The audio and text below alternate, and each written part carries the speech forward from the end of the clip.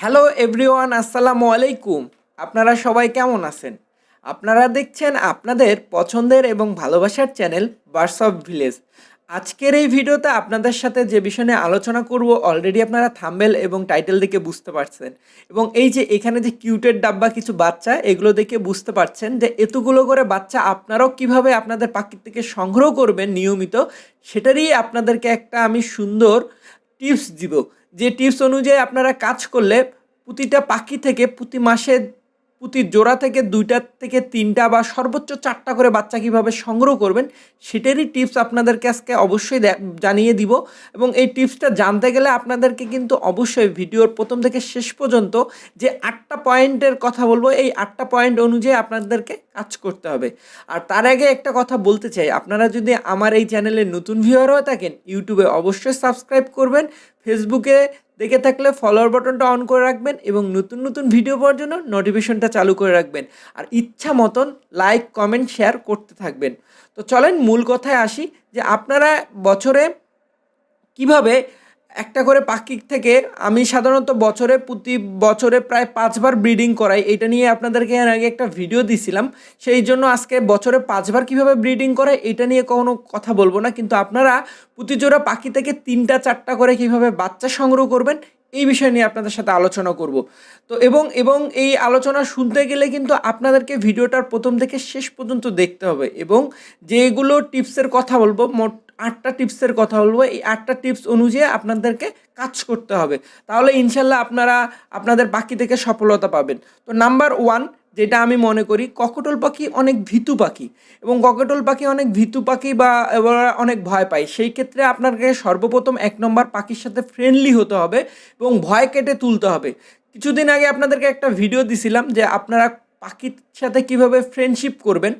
জানি না ভিডিওটা কেমন লাগছে, কিন্তু সর্বোচ্চ প্রথম কথা হচ্ছে আপনার পাখির থেকে সফলতা পেতে গেলে আপনার পাখির সাথে ফ্রেন্ডশিপ করতে হবে। এবং ককটেল পাখির সাথে তো 100%, কারণ ককটেল পাখি অনেক ভীতু পাখি। আর যারা ককটেলের কলোনি করতে চান তাদের তো অবশ্যই অবশ্যই প্রথমত পাখির ভয় কাটিয়ে তুলতে হবে। তারপর আমি মনে করি 2 নম্বর যেটা করতে হবে, বড় খাঁচার ব্যবস্থা করতে হবে। দেখেন আমি যে খাঁচাগুলো দিছি 2 ফিট 2 ফিট 2 ফিট হাইটে 2 ফিট, চতুর্দিক দিয়ে 2 ফিট, আপনাদেরকে বড় খাঁচা ব্রিডিং করাতে হবে। বড় খাঁচায় যদি আপনারা আপনাদের পাখিগুলোকে ব্রিডিং করান তাহলে কিন্তু আপনারা ইনশাল্লাহ সফলতা পাবেন। এখন অনেকে আমাকে বলতে পারেন যে ভাইয়া আপনি বলতে চাচ্ছেন 3টা 4টা করে বাচ্চা পাবেন, আবার প্রথমত এগুলো তো প্রথম থেকে ঠিক করে যেতে হবে। যদি এগুলো ঠিক না থাকে তাহলে আপনারা 3টা 4টা বাচ্চা কিভাবে পাবেন? সেক্ষেত্রে আমি মনে করি 2 নম্বর আমার কাছে বড় খাঁচায় আপনার পাখিকে ব্রিডিং করাতে হবে। 3 নম্বর যে কথাটা আপনাদেরকে বলবো, 3 নম্বর যেটা সর্বোচ্চ, সেটা হচ্ছে আপনার পাখির সঠিক বয়সে ব্রিডিং করাতে হবে। অনেক সময় হয় কি, আমার কাছ থেকেই অনেকে ককটেল নিয়ে যেয়ে 5 মাসের মধ্যেই যদি বক্স লাগায় দিছে, এমনও রেকর্ড আছে ব্রিডিং করানো শুরু করছে। কিন্তু 5 মাসের বয়সের পাখিকে কিন্তু ব্রিডিং করানো যাবে না। সঠিক বয়সে আমার মনে হয় পাখির ব্রিডিং করার নিয়ম হচ্ছে 1 বছর থেকে 15 মাস। এই 1 বছর থেকে 15 মাসের মধ্যে যদি আপনারা আপনাদের পাখিকে ব্রিডিং করান তাহলে ইনশাল্লাহ ওই পাখি থেকে আপনারা নিয়মিত প্রতিবারেই 3টা থেকে 4টা করে বাচ্চা পাওয়া সম্ভব, কারণ ওরা হচ্ছে ম্যাচুরড বাবা মা। ম্যাচুরড বাবা মা যখন হয় তখন কিন্তু অটোমেটিকলি ওই পাখিগুলো খুব দায়িত্বশীল হয়ে থাকে এবং ব্রিডিং করে ইজিলি, 3টা 4টা করে বাচ্চাও তুলতে হয়। তারপরে আমার কাছে 4 নম্বর যেটা মনে হয়, মিটিং সাকসেস করতে গেলে আপনাকে যেটা করতে হবে, মিটিং সাকসেস না হলেই তো কীভাবে 3টা 4টা করে বাচ্চা পাবেন। আর মিটিং সাকসেস করতে গেলে সর্বপ্রথম যেটা করতে হবে, আপনারা দেখেন স্ক্রিনে দেখেন আমি কিভাবে ডাল দিছি এবং খাঁচার মাঝখানে দিছি, এবং ডালটার সাইজ দেখেন। অনেকে আছে বাজিরিকর যেরকম চিকন ডাল ওই টাইপের ডাল দিয়ে থাকে ককটেল পাখির ক্ষেত্রে, কিন্তু ককটেল পাখির ক্ষেত্রে আপনাকে ডাল দিতে হবে দেখেন 1 ইঞ্চি না, একদম 3-4 পাইপ টাইপের যে পাইপগুলো থাকে, আমি পাইপ দিতে বলবো না, অবশ্যই আপনারা এরকম ডাল দিবেন।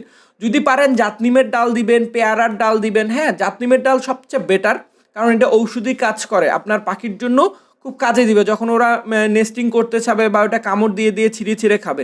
সেক্ষেত্রে আপনাদেরকে মোটা ডাল দিতে হবে।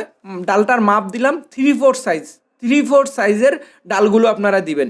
তারপর আপনার কাছে আমার মনে হয় যে 5 নম্বরে যেটা করতে হবে, ব্রিডিং কোর্সটা করাতে হবে। ব্রিডিং কোর্স অবশ্যই করাতে হবে। এবং আপনারা ব্রিডিং কোর্স কীভাবে করাবেন, সেই ব্রিডিং কোর্স নিয়ে কিন্তু আপনাদেরকে এর আগে বেশ কিছু ভিডিও দিছি।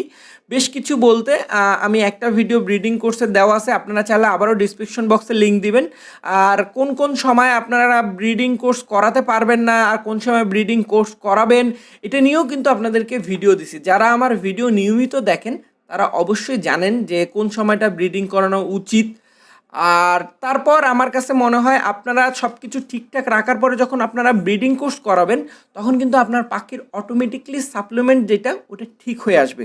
আর আপনারা দেখেন আমার প্রতিটা বক্সে মাশাল্লাহ এই যে দেখেন 3টা করে বাচ্চা, 3টা 4টা অ্যাভারেজেস কম আসে, কিন্তু আমি দেখি আমার বক্সে 3টা থাকি। আর আরেকটা কাজ করবেন আপনারা, তাহলে আপনাদের পাখির জন্য খুব ইজি হয়ে আসবে এবং আপনার পাখিটাও সুস্থ এবং সবল থাকবে। সেটা কি করতে হবে আমি এটা ভিডিওর লাস্ট অংশটুকু বলতে চাই। সেটা হচ্ছে অনেক সময় দেখা যায় আমি এইভাবেও কিন্তু 3টে 4টা অ্যাভারেজ করি। সেটা হচ্ছে অনেক সময় পাখির দেখা যাচ্ছে একটা পাখি 2টা বাচ্চা ফুটাইছে আর আরেকটা পাখি হচ্ছে এই যে যেমন এই পাখিটা 4টা বাচ্চা ফুটাইছে, তো দেখা যাচ্ছে আরেকটা 3টা আছে। তখন আমি করি কি এই 4টার একটা বাচ্চা নিয়ে যে ওই সাইজ অনুযায়ী ওই পাখিটাকে দিয়ে দিই। কারণ 4টা বাচ্চা ককটেল পাখির বড় করতে গেলে যেগুলো কাজ করতে হবে সেটাই তো বললাম আপনাকে, ভিডিওর পরের অংশটুকুই বলতেছি। অবশ্যই ভিডিওটা আপনারা শেষ পর্যন্ত দেখবেন ধৈর্য সহকারে। আর এই যে আপনারা দেখেন প্রতিটা বক্সে যে আমার 5টা ডিম থাকে বা 3টা 4টা করে বাচ্চা থাকে, এগুলোর কিন্তু মূল রহস্যই হচ্ছে এই যে প্রথমের যে অংশটুকুগুলো এগুলো আমি বলে আসা।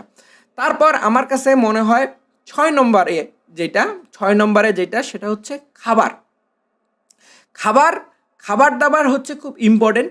সেক্ষেত্রে আপনারা দিবেন সোলাবুট এদের অনেক পছন্দের খাবার।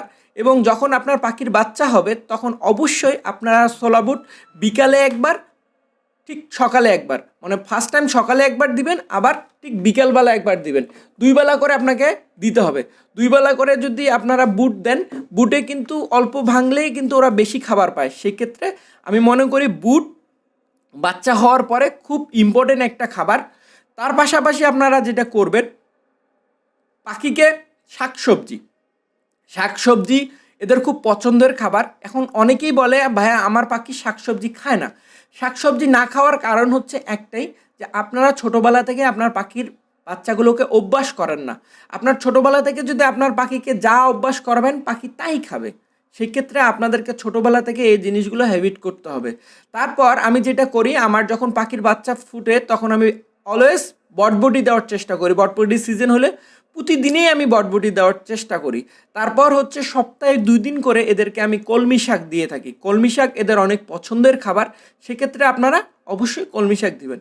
এবং যখন পাখির বাচ্চা হবে সেই ক্ষেত্রে আগ মুহূর্তে আপনাকে যে জিনিসগুলো করতে হবে তার মধ্যে হচ্ছে আপনার যেমন ক্যাঙ্কারের যে ক্যাঙ্কারের কোর্সটা আপনাকে করাতে হবে। এটা খুব একটা ইম্পর্টেন্ট ব্যাপার। ক্যাঙ্কারের কোর্স কিভাবে করাবেন এটা অবশ্যই আপনারা দেখে নেবেন, কারণ ককটেল পাখির ক্যাঙ্কার কিন্তু হয়ে থাকে। ক্যাঙ্কার রোগটা সবচেয়ে বেশি আমি দেখছি লাভবার্ড এবং ককটেলের ক্ষেত্রে হয়, কারণ এরা যে পাত্রে পানি খায় বা যে পাত্রে খাবার খায় ওই পাত্রেই কিন্তু এরা পপস করে থাকে।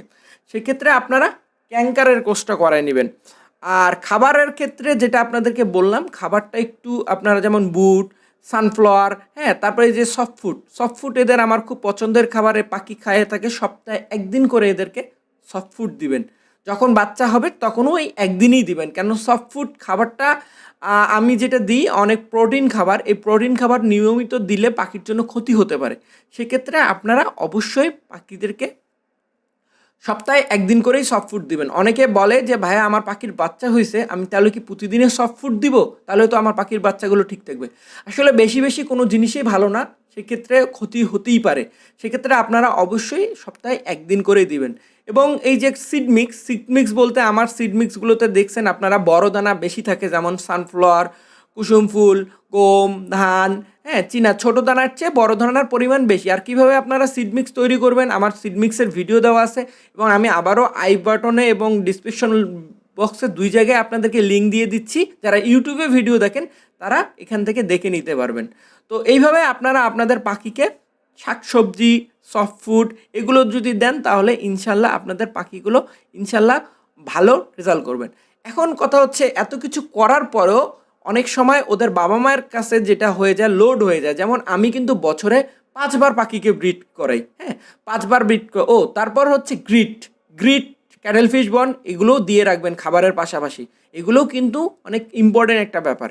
তো এখন যেটা সর্বোচ্চ আপনাকে করতে হবে সেটা হচ্ছে ওদের বাবা মার পাশাপাশি আপনাকে হেল্প করতে হবে। আপনাকে বাবা মার পাশাপাশি যদি আপনি হেল্প না করেন, সেই ক্ষেত্রে আপনার ওই পাখি থেকে হায়েস্ট একবার পাবেন 3টা বাচ্চা, 4টা বাচ্চা। তারপরের থেকে কিন্তু আপনার পাখির কাছে পাবেন না, কারণ ও পাখির যতটুকু শক্তি ছিল, যতটুকু এনার্জি ছিল, ও ফুলফিল ওই সেই সময় এফোর্টটা দিয়ে ফেলে। এফোর্ট ফেলার পরে ওর শরীরে, এক কথায় আমি যেটা বলে থাকি সবসময় বরাবরের মতন, চার্জ। অর্থাৎ আপনার পাখির যখন চার্জ 100% থেকে 40%-এ নেমে আসবে, ও কিন্তু 40%-এই এফোর্ট দিবে। ও কিন্তু 100% এফোর্ট দিতে পারবে না। এখন এই 100% এফোর্ট দিতে গেলে কি করতে হবে? 100% এফোর্ট দিতে গেলে আপনাদেরকে যে প্রথমের দিকে যেগুলো বললাম এগুলো রাখতে হবে। তার পাশাপাশি যেটা করতে হবে, ওর বাবা মার সাথে আপনাদেরকে এরকম সুন্দর করে হাতে ধরে ধরে হ্যান্ডফিট করাতে হবে। আমি কিন্তু যখন চোখ ফোটে, অর্থাৎ 5 দিনের বাচ্চা বা 2 দিনের বাচ্চা থেকে শুরু করে যতদিন বাকির বাচ্চাটা ওদের বাবা মায়ের সাথে থাকে, ততদিন পর্যন্ত কিন্তু আমি হ্যান্ডফিট করাই। এবং আমি কিন্তু আমার তৈরি হ্যান্ডফিটেই করে, আলহামদুলিল্লাহ এটা অনেক ভালো মানের। সেটাই যার কারণে ওদের বাবা মা পাশাপাশি আমি যে যাই খাওয়াই তাই কিন্তু ওদের হজম করতে বাধ্য। আর তার পাশাপাশি আপনারা যে জিনিসটা করবেন সেটা হচ্ছে, এই যে দেখেন কত ছোট ছোট বাচ্চাকে হ্যান্ড ফিডিং করে। এই যে এই বক্স থেকে 4টা বাচ্চা বের করলাম। এখন আমি যদি খাওয়াই দিই সকালবেলাটা, তাহলে কিন্তু ওদের বাবা মার ফুললি হেল্প হয়। তো সেই ক্ষেত্রে আপনারা, যেটা আমি মনে করি, যে 4টা করে বাচ্চা পেতে গেলে অবশ্যই আপনাকে কষ্ট করতে হবে, যে ওদের বাবা মার পাশাপাশি আপনাকেও বাবা মা হতে হবে, ওই বাচ্চাগুলোর খাওয়াতে হবে। তো তারপর আমার কাছে সর্বশেষ 8 নম্বর যেটা মনে হয় সেটা হচ্ছে আপনার পাখিকে রেস্ট দিতে হবে সঠিক নিয়মে। অর্থাৎ যারা খাঁচা পাখি পালন করেন, 2বার ব্রিডিং করানোর পর একবার রেস্ট দিতে হবে 2 মাসের জন্য। তাহলে পাখিটার এক কথায় চার্জ হয়ে আসবে। চার্জ হয়ে গেলে আবার আপনারা ওই পাখিটা থেকে নিয়মিত ডিম বাচ্চা করাতে পারবেন। এইভাবে যদি আপনারা কাজ করেন, ইনশাল্লাহ আপনারাও প্রতিটা বক্স থেকে 3টা 4টা করে বাচ্চা পাওয়া সম্ভব। এতক্ষণ আমার সঙ্গে থেকে আমার কথাগুলো শোনার জন্য অসংখ্য ধন্যবাদ। কালকে হয়তোবা নতুন কোনো এক ভিডিও নিয়ে আপনাদের সামনে হাজির হব। আসসালামু আলাইকুম।